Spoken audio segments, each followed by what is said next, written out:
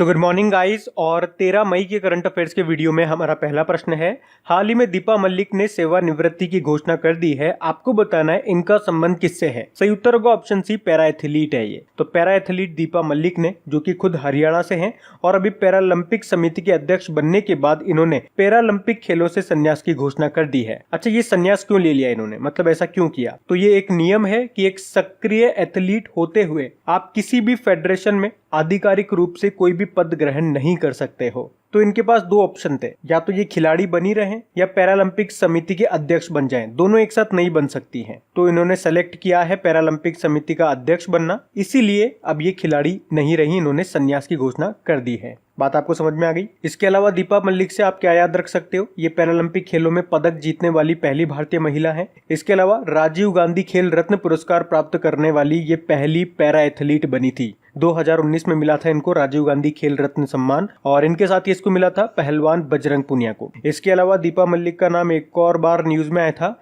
जब योगेश्वर दत्त, पहलवान योगेश्वर दत्त के साथ इनको अखिल भारतीय खेल परिषद all India council of sport में शामिल किया गया था। तो ये प्रश्न इंपॉर्टेंट रहेगा, इसको याद रखना। बढ़ते आगे। फिर है, हाल ही में किस राज्य सरकार ने देश की पहली FIR आपके द्वार योजना शुरू की है? सही उत्तर होगा ऑप्शन डी, मध्य प्रदेश ने। तो अभी मध्य प्रदेश सरकार ने FIR आपके द्वार योजना शुरू की है।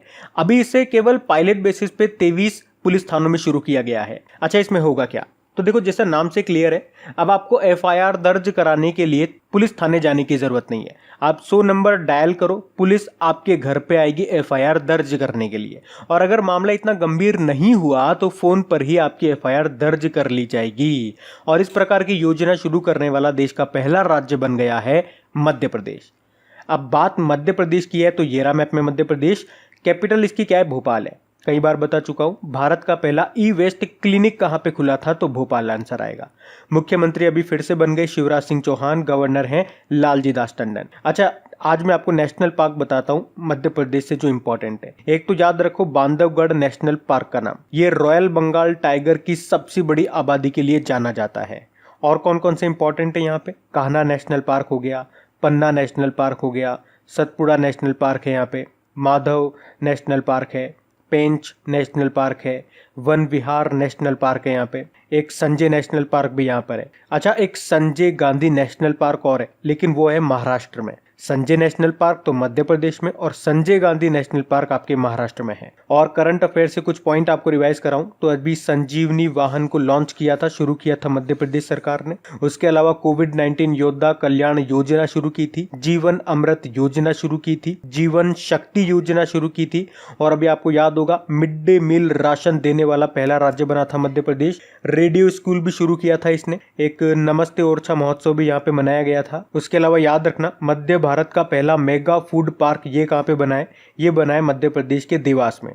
और खजुराहो के मंदिर प्रश्न पूछा जाता है कहाँ पर है? तो मध्य प्रदेश में है। अच्छा, देश का पहला और दुनिया का दूसरा इन्फेंट्री म्यूजियम ये कहाँ पे खुलेगा? इंदौर में खुलेगा। और अभी इंदौर एक और कारण से न्यूज में था, अभी कोरोना के प्रकोप से बचने के लिए ड्रोन की सहायता से शहर को सैनिटाइज करने वाला पहला शहर बना था इंदौर। और अभी इसके मुख्य सचिव बने थे मध्य प्रदेश के इकबाल सिंह। अच्छा, देश का पहला हीरा संग्रहालय कहाँ पे बना? मध्य प्रदेश के छतरपुर में। और अगर मैं पूछूं देश का पहला मकड़ालय एरेक्नेरियम, ये बना मध्य प्रदेश के जबलपुर में। तो ये सारे पॉइंट्स याद रखना, मैंने 1 बाय 1 आपको रिवाइज कराएं। बढ़ते आगे। फिर है, हाल ही में अंतरराष्ट्रीय नर्स दिवस कब मनाया गया? सही उत्तर होगा ऑप्शन है 12 मई को। तो हर साल 12 मई को इंटरनेशनल नर्स डे के रूप में मनाया जाता है। अच्छा, 12 मई को ही क्यों? क्योंकि 12 मई 1820 को फ्लोरेंस नाइटिंगेल का जन्मदिन होता है। ये एक ब्रिटिश नागरिक थी और उन्हें युद्ध में घायल व बीमार सैनिकों की सेवा के लिए जाना जाता है। इन्हें लेडी विद द लैम्प भी कहा जाता है। और इन्हें 1909 में freedom of the city of London पुरस्कार से सम्मानित किया गया था, और ये इस पुरस्कार को जीतने वाली पहली महिला बनी थी। अच्छा, एक प्रश्न मैं आप लोगों से पूछना चाहूंगा, आप लोग बताओ the Nightingale of India, Bharat की कोकिला किन्हें कहा जाता है? और जो भी आपका आंसर होगा ना, उनके जन्मदिन को अपन एक इंपॉर्टेंट डे भी मनाते हैं, वो भी आप मुझे बताओ। तो बेसिकली घुमा फिरा करके मैंने आप लोगों से 3 प्रश्न पूछ डाले। पहला प्रश्न ये हो गया कि नाइटिंगेल ऑफ इंडिया, भारत की कोकिला किसे कहते हैं, उनका जन्मदिन कब होता है, और उनके जन्मदिन को कौन सा इंपॉर्टेंट डे मनाते हैं। देखते हैं कौन कौन तीनों प्रश्न के सही उत्तर देता है। बाकी इस प्रश्न से एक और इम्पॉर्टेंट प्रश्न बन सकता है कि इसकी थीम क्या रही इस बार की। तो इसकी थीम रही है nurses a voice to lead nursing the world to health. अच्छा, वैसे आपको याद आया होगा WHO वर्ल्ड हेल्थ ऑर्गेनाइजेशन ने 2020 को नर्स एंड मिडवाइफ्स के अंतरराष्ट्रीय वर्ष के रूप में घोषित किया था। और मिडवाइफ्स डे कब मनाते हैं? इंटरनेशनल मिडवाइफ्स डे, मिडवाइफ मतलब होता है दाई माँ, वो हमने मनाया 5 मई को। अब इंपॉर्टेंट डे वाला क्वेश्चन है, तो चलिए मई के सारे इंपॉर्टेंट डे रिवाइज करवाता हूँ आपको।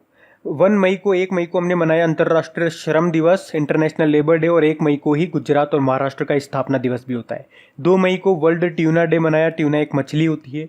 3 मई को वर्ल्ड प्रेस फ्रीडम डे मनाया, जिसकी थीम थी जर्नलिज्म विदाउट फियर और फेवर। फिर 5 मई को वर्ल्ड अस्थमा डे मनाया, मई के पहले मंगलवार को मनाते हैं ये। इसकी थीम थी इनफ अस्थमा डेथ। 5 मई को ही इंटरनेशनल मिडवाइफ्स डे मनाया, अभी मैंने आपको बताया भी सही। 7 मई को वर्ल्ड एथलेटिक्स डे मनाया। 8 मई को वर्ल्ड रेड क्रॉस डे मनाया और 8 मई को ही वर्ल्ड थैलेसीमिया दिवस मनाया। फिर 9 मई को विश्व प्रवासी पक्षी दिवस, वर्ल्ड माइग्रेटरी बर्ड डे मनाया। एक्चुअली मई और अक्टूबर को मनाते हैं ये, और मई और अक्टूबर के दूसरे शनिवार को मनाया जाता है। तो इस साल का आप याद रख लो, 9 मई को और 10 अक्टूबर को मनाएंगे। इसकी थीम है बर्ड्स कनेक्ट और वर्ल्ड। फिर 11 मई को नेशनल टेक्नोलॉजी डे मनाया और अब 12 मई को इंटरनेशनल नर्स डे। तो ये सारे इंपॉर्टेंट डेज आपको ध्यान रखने। बढ़ते आगे। फिर हाल ही में किसने नवीकरणीय ऊर्जा मंत्रालय यानी कि ministry of new and renewable energy के सचिव का पदभार संभाला है? सही उत्तर होगा ऑप्शन सी, इंदु शेखर चतुर्वेदी ने। तो अभी इंदु शेखर चतुर्वेदी ने ministry of new and renewable energy के सेक्रेटरी का पद संभाल लिया है। अच्छा, इन्होंने किसका स्थान लिया? तो इन्होंने आनंद कुमार का स्थान लिया, जो आनंद कुमार अब संस्कृति मंत्रालय में नए सचिव बनेंगे। बाकी अरविंद कुमार शर्मा की बात करेंगे तो अभी ये MSME मंत्रालय के सचिव बने थे। गिरधर अरमाने परिवहन एवं राजमार्ग मंत्रालय के सचिव बने थे। अच्छा, नवीन व नवीकरणीय राज्य मंत्री कौन है? हमारे RK सिंह है, राजकुमार सिंह, और इनका कॉन्स्टिट्यूएंसी, इनका निर्वाचन क्षेत्र है आरा बिहार। बढ़ते आगे। फिर है हाल ही में वर्ष 2020 के लिए मार्क्स वॉलेनबर्ग पुरस्कार से किसे सम्मानित किया गया? सही उत्तर होगा ऑप्शन डी, उपर्युक्त सभी, यानी कि Richard H Waring, Joseph J Landberg, Nicholas C Koops. तो स्वीडन के जो राजा हैं कार्ल गुस्ताव 16, उनके द्वारा स्वीडन के राजधानी स्टॉकहोम में तीनों को संयुक्त रूप से पुरस्कृत किया गया। अच्छा, क्यों मिला इन्हें ये पुरस्कार? तो वन क्षेत्र के 3PG यानी कि फिजियोलॉजिकल प्रिंसिपल प्रेडिक्टिंग ग्रोथ के लिए, मतलब इन्होंने ऐसी टेक्निक बनाई है जिससे ये पता चलेगा कि क्लाइमेट चेंज के समय हमारे वन, जो हमारे फॉरेस्ट हैं, उनका ग्रोथ कैसे होता है। बात करेंगे मार्क्स वॉलेनबर्ग पुरस्कार की, तो इसकी स्थापना 1980 में हुई थी और वन क्षेत्र में शोध के लिए जो भी लोग कार्य करते हैं उनको इस पुरस्कार से सम्मानित किया जाता है। बढ़ते आगे। फिर है हाल ही में किस हवाई अड्डे ने भारत और मध्य एशिया में सर्वश्रेष्ठ क्षेत्रीय हवाई अड्डे के लिए स्काई ट्रैक्स पुरस्कार जीता है? सही उत्तर होगा ऑप्शन ए, केम्पेगौड़ा अंतर्राष्ट्रीय हवाई अड्डा। तो बेंगलुरु का है ये केम्पेगौड़ा इंटरनेशनल एयरपोर्ट, और इसी ने भारत और मध्य एशिया में सर्वश्रेष्ठ क्षेत्रीय हवाई अड्डे के लिए स्काई ट्रैक्स पुरस्कार जीता है। अच्छा, यहाँ पे जो एयरपोर्ट लिख रहे हैं ये भी अभी न्यूज में थे, जैसे कि भोगापुरम अंतर्राष्ट्रीय हवाई अड्डा, ये बनाया जाएगा किस राज्य में? आंध्र प्रदेश में। और इंदिरा गांधी इंटरनेशनल एयरपोर्ट की बात करेंगे, दिल्ली में है, आपको पता ही है। और ये न्यूज में क्यों था? क्योंकि अभी सिंगल यूज प्लास्टिक फ्री होने वाला भारत का पहला एयरपोर्ट बना था ये। और कोची इंटरनेशनल एयरपोर्ट की बात करेंगे तो सौर ऊर्जा से संचालित होने वाला विश्व का पहला एयरपोर्ट है ये कोची, तो ये याद रखना। बढ़ते आगे। अच्छा गाइज, आगे बढ़ने से पहले बता दूं, जो मैंने आप लोगों से प्रोमिसेस किए थे उनको मैंने कंप्लीट कर दिया है। जैसे कि एप्लीकेशन में आप लोगों की प्रॉब्लम आ रही थी कि लैग कर रही है, स्लो चल रही है, क्विज खुलने में टाइम लग रहा है, तो मैंने आप लोगों से प्रॉमिस किया था कि मैं इसका सर्वर चेंज करा दूंगा ताकि ये फास्ट काम करेगी। तो वो फाइनली हो चुका है सर्वर चेंज। उसके अलावा आप में से कुछ की ये प्रॉब्लम थी कि जब भी आप क्विज लगाते हो और क्विज लगाने के बाद बाहर आते हो तो डायरेक्ट आप बाहर होम पे आ जाते हो। तो आपने कहा था कि मैं डायरेक्ट होम पे ना आऊँ, उससे जस्ट प्रीवियस वाले पेज पे आ जाऊँ। वो वाली प्रॉब्लम भी सॉल्व हो गई है आपकी। अब आप डायरेक्ट होम पे नहीं आओगे, जस्ट प्रीवियस वाले पेज पे आओगे। और आप में से कुछ ने कहा था कि इसमें बुक मार्क का ऑप्शन ऐड करवाइए। जैसे आप कोई क्विज लगाते हो, आपको कोई क्वेश्चन इंपॉर्टेंट लगता है तो आप उसे सेलेक्ट करके रख सकें और जब भी उसे देखना चाहें तो वो इंपॉर्टेंट क्वेश्चन आप एक साथ देख सकें। तो यहाँ पे आप साइड में क्लिक करेंगे तो यहाँ पे आपको बुक मार्क का ऑप्शन भी मिल जाएगा। और अभी तक ये ऑप्शन अगर आपके एप्लीकेशन पे नहीं आए हैं तो प्ले स्टोर पे जाकर के एक बार एप्लीकेशन को अपडेट जरूर कर लेना। उसके अलावा मैंने आप लोगों से ये भी प्रॉमिस किया था कि जो डेली करंट अफेयर्स पढ़ते हैं उससे जो भी स्टैटिक क्वेश्चन बन सकते हैं उसका क्विज भी मैं आप लोगों को बना करके दूंगा। तो धीरे धीरे जैसे मुझे टाइम मिलता जा रहा है मैं बना रहा हूँ और अपलोड कर रहा हूँ। 2 पार्ट अभी तक अपलोड कर दिए हैं। अपलोड तो मैं डेली कर दूं, लेकिन मुझे इतना टाइम नहीं मिल पाता है। आप लोगों के लिए डेली करंट अफेयर्स का वीडियो हो गया, रिवीजन वाला डेली वीडियो हो गया, वीकली में 2 पार्ट बना करके मैं आपको देता हूँ। तो वीडियोज में बहुत ज़्यादा टाइम देना पड़ता है मुझे बनाने के लिए, इसलिए जैसे जैसे टाइम मिलता जाता है मैं आपके क्वेश्चन बनाता हूँ और क्विज बना करके मैं अपलोड कर रहा हूँ। चिंता मत करो, मैं अपनी तरफ से पूरी ईमानदारी से आप लोगों के लिए काम कर रहा हूँ। और हाँ, एक और बात मुझे आप लोगों को याद दिलानी है। आपको याद होगा मैंने आपसे एक रिक्वेस्ट करी थी कि वीडियोस में अगर आपको कोई एडवर्टीजमेंट दिखता है तो उसे एक बार देख लो, या एप्लीकेशन पे अगर कोई एडवर्टीजमेंट आता है तो उस पर एक बार क्लिक कर लो। तो इससे भी मुझे सपोर्ट मिल जाएगा, क्योंकि आप लोगों के लिए एप्लीकेशन को अपडेट करवाने में मुझे भी अपनी जेब से पे करना पड़ता है। तो अगर आप थोड़ा बहुत हेल्प करोगे तो मुझे भी सपोर्ट मिलेगा। ये सब करने में मुश्किल से आपका 1 या 2 मिनट खर्च होगा। एक आध ऐड देख लोगे, क्लिक कर लोगे या शेयर वगैरह अगर कर दोगे तो मुश्किल से 2 मिनट या 1 मिनट। मैं आप लोगों के लिए अपने 24 घंटे में से 18 घंटे काम करने के लिए तैयार हूं, जो कि मैं करता भी हूं। तो मुझे आप लोगों के 24 घंटे में से सिर्फ 1 या 2 मिनट चाहिए। मुझे इस चीज से काफी सपोर्ट मिलेगा। एक बैक सपोर्ट चाहिए होता है, ताकि फिर मैं फोकस्ड होकर सिर्फ एक चीज पे काम कर सकूं आपके लिए। मुझे भी बार बार आप लोगों से बोलना अच्छा नहीं लगता, लेकिन होता क्या है, जिस दिन मैं बोलता हूँ सिर्फ उसी दिन आप लोग सपोर्ट करते हो, बाद में भूल जाते हो, बाद में न्यूट्रल हो जाते हो। तो कम से कम जितने दिन आपको इस चैनल से सपोर्ट मिल रहा है, जितने दिन आप इस चैनल से जुड़े हुए हैं, आपका सपोर्ट बनाए रखें। अभी बढ़ते हैं आगे। फिर है, हाल ही में किसने उड़ीसा विश्वविद्यालय के छात्रों के लिए भरोसा हेल्पलाइन लॉन्च की है? सही उत्तर होगा ऑप्शन बी, रमेश पोखरियाल निशंक ने। तो अभी हमारे जो केंद्रीय मानव संसाधन विकास मंत्री हैं रमेश पोखरियाल निशंक, उन्होंने उड़ीसा विश्वविद्यालय के छात्रों के लिए भरोसा हेल्पलाइन नंबर शुरू किया है, जिसका उद्देश्य है कोविड-19 महामारी के कठिन समय में छात्रों को जो परेशानियां हैं उनको दूर करना। अच्छा, ये जो रमेश पोखरियाल निशंक है, इनका निर्वाचन क्षेत्र कॉन्स्टिट्यूएंसी क्या है? हरिद्वार। बढ़ते हैं आगे। फिर है, अटल पेंशन योजना किस वर्ष ये शुरू की गई थी? सही उत्तर होगा ऑप्शन है 2015 को। तो इसे 9 मई 2015 को लॉन्च किया था किसने? प्रधानमंत्री नरेंद्र मोदी जी ने। कहां पे? कोलकाता में इसको लॉन्च किया था। ये एक पेंशन स्कीम है। अच्छा, ये क्वेश्चन हम क्यों कर रहे हैं? क्योंकि अभी ये स्कीम न्यूज में है। क्यों? क्योंकि अभी इसने पूरे 5 साल पूरे कर लिए हैं। 5 साल पूरे हो चुके हैं इसको, तो ये भी न्यूज में बनी हुई है। और अगर आपके एग्जाम में एग्जामिनर योजनाओं से रिलेटेड कोई प्रश्न देता है तो यहाँ से प्रश्न बन सकता है। थोड़ा सा मैं आपको बता देता हूँ इस योजना के बारे में। इसमें 18 से 40 वर्ष के भारतीय नागरिक इस योजना का लाभ ले सकते हैं। इसमें जब आपकी उम्र पूरी हो जाएगी तो आपको पेंशन के रूप में 1,000 रुपए से लेकर के 5,000 रुपए तक की पेंशन मिलेगी। और जिस व्यक्ति को पेंशन मिलती है, अगर बाद में उसकी मृत्यु हो जाती है तो वो पेंशन शिफ्ट हो जाएगी उसकी पत्नी को, मतलब उसकी पत्नी को मिलेगी फिर वो पेंशन। और आपको बता दूं, इसे एक्चुअली स्वावलंबन योजना के स्थान पर शुरू किया गया था। तो ये 2-4 पॉइंट याद रख लेना। बढ़ते हैं आगे।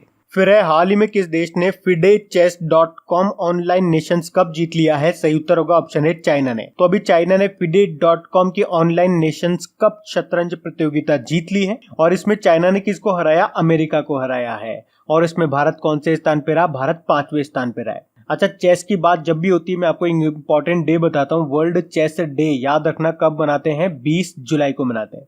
अब चाइना ने जीता तो ये रहा मैप में चाइना। कैपिटल इसकी क्या है? बीजिंग है। याद रखना, शंघाई कोऑपरेशन ऑर्गेनाइजेशन का हेडक्वार्टर बीजिंग में ही है। उसके अलावा एशियन इंफ्रास्ट्रक्चर इन्वेस्टमेंट बैंक का हेडक्वार्टर भी यहीं पर है। और 2022 में जो आपके विंटर ओलंपिक गेम्स होंगे ना, वो कहाँ पे होंगे? यहीं पर होंगे, बीजिंग में।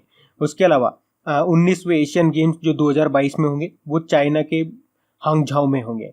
और जो तीसरे एशियन यूथ गेम्स होंगे वो 2021 में होंगे, वो भी चाइना में होंगे, चाइना के शांटाओ में। करेंसी इसकी रेनमिन भी है, प्रेसिडेंट है शी जिनपिंग। अच्छा, भारत और चाइना के बीच की जो बॉर्डर लाइन है उसको क्या कहते हैं? मैक मोहन रेखा कहते हैं। वहीं पाकिस्तान भारत के बीच की लाइन को क्या कहते हैं? रेड क्लिफ लाइन कहते हैं। और अभी आपको याद भी होगा, अंतरराष्ट्रीय पेटेंट फिलिंग में टॉप पे रहा था चाइना और दूसरे नंबर पे रहा था यूएसए। उसके अलावा भी चाइना ने अपनी डिजिटल करेंसी भी लॉन्च की है, DCEP नाम से, यानी कि डिजिटल करेंसी इलेक्ट्रॉनिक पेमेंट। और अभी आपको याद होगा चाइना ने सफलतापूर्वक लॉन्ग मार्च 5B रॉकेट को लॉन्च किया था। और उससे पहले चाइना ने कहा था कि वो अपने पहले मार्स एक्सप्लोरेशन यानी कि मंगल अन्वेषण मिशन को इस साल के अंत तक लॉन्च करेगा। और उसका नाम क्या रखा था? तियानवेन-1। बढ़ते आगे। फिर है, हाल ही में प्राण वायु नाम से श्वसन स्वास्थ्य यानी कि रेस्पिरेटरी हेल्थ जागरूकता कार्यक्रम किस भारतीय शहर में शुरू किया गया? सही उत्तर होगा ऑप्शन बी, बेंगलुरु में। तो बेंगलुरु सिटी कॉरपोरेशन ने लोगों की श्वसन स्वास्थ्य यानी कि रेस्पिरेटरी हेल्थ के बारे में लोगों को जागरूक करने के लिए ये प्राण वायु कार्यक्रम शुरू किया है। और इस कार्यक्रम का मेन उद्देश्य यही है कि लोगों को श्वसन स्वास्थ्य की जांच कराने की आवश्यकता के बारे में जागरूक करना। तो इस कार्यक्रम के माध्यम से बेंगलुरु के जो लोग हैं वो किसी भी बीमारी का जल्द से जल्द पता लगाने के लिए सेल्फ टेस्ट करने में सक्षम होंगे, ताकि संक्रमण के घातक होने से पहले खुद की जल्दी से जल्दी जांच कर ली जा सके। अब बेंगलुरु कैपिटल है कर्नाटक की, तो ये रहा मैप में कर्नाटक, कैपिटल इसकी बेंगलुरु हो गई। अच्छा, एक बार एग्जाम में प्रश्न पूछा गया था कि बेंगलुरु किस नदी के किनारे स्थित है, तो वृक्ष भवती नदी के किनारे। काफी सारी ऑर्गेनाइजेशंस के यहाँ पे हेडक्वार्टर हैं, जैसे कि इन्फोसिस का है, विप्रो का है, इसरो का है और हिंदुस्तान एरोनॉटिकल लिमिटेड का भी यहीं पर है। उसके अलावा आपको याद होगी अभी एक रिपोर्ट आई थी जिसमें बताया था कि 2019 में डिजिटल लेन देन में सबसे आगे कौन सा शहर रहा था, तो आंसर होगा बेंगलुरु। उसके अलावा आपको याद होगा कर्नाटक ने ही निकोटीन को क्लास ए पॉइजन के रूप में चिन्हित किया था और कोरोना वॉच एप्लीकेशन भी इन्होंने लॉन्च की थी, जबकि आप्त मित्र मोबाइल एप्लीकेशन को भी इन्होंने ही लॉन्च किया था और नमस्ते ओवर हैंडशेक कार्यक्रम भी इन्होंने ही कर्नाटक ने ही शुरू किया था। इसके अलावा एक और पॉइंट याद रख लो कि इसरो जो है वो देश का पहला अंतरिक्ष प्रशिक्षण केंद्र कर्नाटक के चित्रदुर्ग जिले के चेलकेरे में बनाएंगे। ये पॉइंट इंपॉर्टेंट है, याद रखना। बढ़ते आगे। फिर है, हाल ही में किस राज्य की सरकार ने पुलिस कर्मियों को कर्मवीर पदक से सम्मानित करने की घोषणा की है? सही उत्तर होगा ऑप्शन सी, मध्य प्रदेश सरकार ने। तो कर्मवीर पदक ये दिया जाता है मध्य प्रदेश सरकार के द्वारा। तो इन्होंने अभी घोषणा की है कि जिन भी पुलिस कर्मियों ने कोविड-19 के दौरान अपनी सेवाएं दी है उन्हें कर्मवीर चक्र से सम्मानित किया जाएगा। अब बात मध्य प्रदेश की है, तो मध्य प्रदेश को अपन स्टार्टिंग में ही देख चुके हैं, तो अभी बढ़ते हैं आगे। फिर है, हाल ही में CSIR ने किस नाम से एक नॉन इन्वेसिव वेंटिलेटर बनाया है? सही उत्तर होगा ऑप्शन ए, स्वास्थ्य वायु। तो अभी बेंगलुरु में स्थित है जो CSIR नेशनल एरोस्पेस लेबोरेटरी ने कोविड-19 मरीजों के इलाज के लिए एक गैर इन्वेसिव वेंटिलेटर बनाया है और इसका नाम रखा है स्वास्थ्य वायु। अच्छा, अभी कुछ वेंटिलेटर जो इंपॉर्टेंट न्यूज में रहे थे मैं आपको रिकॉल कराता हूँ। जैसे कि IIT बॉम्बे ने कम लागत वाला एक वेंटिलेटर बनाया था, उसका नाम रखा था रूहदार। नासा ने बनाया था वाइटल नाम से वेंटिलेटर। IIT रुड़की ने प्राण वायु नाम का वेंटिलेटर बनाया था। IISc बेंगलुरु ने प्रोजेक्ट आयु नाम से वेंटिलेटर बनाया था। IIT हैदराबाद ने जीवन लाइट नाम का वेंटिलेटर बनाया था और भारतीय रेलवे बना रही है जीवन नाम का ventilator Kapurthala rail coach factory में। अच्छा, CSIR की बात करेंगे, इसकी फुल फॉर्म होती है council of scientific and industrial research. और अभी आपको याद होगा CSIR क्यों क्यों न्यूज में था। अभी इसने किसानों के लिए किसान सभा एप्लीकेशन को लॉन्च किया था और उसके पहले इसने CSIR ने फेलुदा नाम से कम लागत वाली कोविड-19 टेस्ट किट भी तैयार की थी। उसके अलावा एक और कारण से ये न्यूज में था, अभी इसने कोरोना वायरस का खात्मा करने के लिए इलेक्ट्रोस्टैटिक डिसइंफेक्शन मशीन भी बनाई थी। तो ये पॉइंट्स भी इससे रिलेटेड हैं, याद रखना। तो अब बात करेंगे कल की वीडियो में पूछे गए प्रश्न के उत्तर की। अच्छा हाँ, एक और बात, कल एक क्वेश्चन हम लोगों ने पढ़ा था कि एक डेटा जारी हुआ है और उसके अनुसार किस राज्य या यूनियन टेरिटरी में सबसे कम शिशु मृत्यु दर रही है। तो इसका जो सही उत्तर होगा, इसका सही उत्तर होगा नागालैंड। नागालैंड में सबसे कम रही है और मध्य प्रदेश में सबसे ज्यादा रही है। मैंने आपको उल्टा बता दिया था। एक्चुअली ये न्यूज जहां से मैंने ली थी वहां पे उल्टा लिखा हुआ था। वैसे कल मैंने इसको कमेंट बॉक्स में भी करेक्ट करवा लिया था, लेकिन मैं आज बोल करके भी इसको करेक्ट करा रहा हूँ, तो प्लीज इसे करेक्ट कर लेना। एक बार फिर से सुनो, शिशु मृत्यु दर सबसे ज्यादा रही है मध्य प्रदेश में और सबसे कम रही है नागालैंड में। बाकी और डेटा सही था सारा। तो कल के वीडियो में आपसे पूछा गया था कि किसने आरोग्य संजीवनी स्वास्थ्य बीमा पॉलिसी को लॉन्च किया है। सही उत्तर था ऑप्शन है SBI जनरल इंश्योरेंस। आप सभी ने प्रश्न का बिल्कुल सही उत्तर दिया है। और गाइज, अगर वीडियो को आप लाइक और शेयर करना भूल गए हैं तो प्लीज इसे लाइक और शेयर जरूर कर दीजिएगा। कम से कम हर स्टूडेंट इस वीडियो को अपने एक स्टडी ग्रुप में अपने एक दोस्त के साथ में शेयर जरूर करना।